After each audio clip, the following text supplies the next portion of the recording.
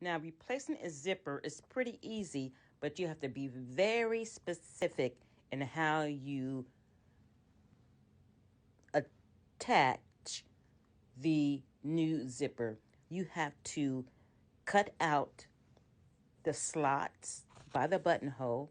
You have to gently cut out layers from the old zipper and sew them back the same exact way.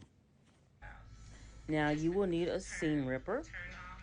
That is only the effective way of getting thread out that has been sewn professionally by a company.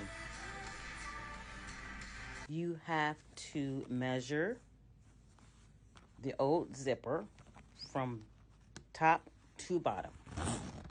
And at times you can't see where the zipper starts or ends, so you have to feel with your fingers. And you can feel the beginning and the end of the zipper in between the thread. Practice makes perfect, and voila, here's your new zipper.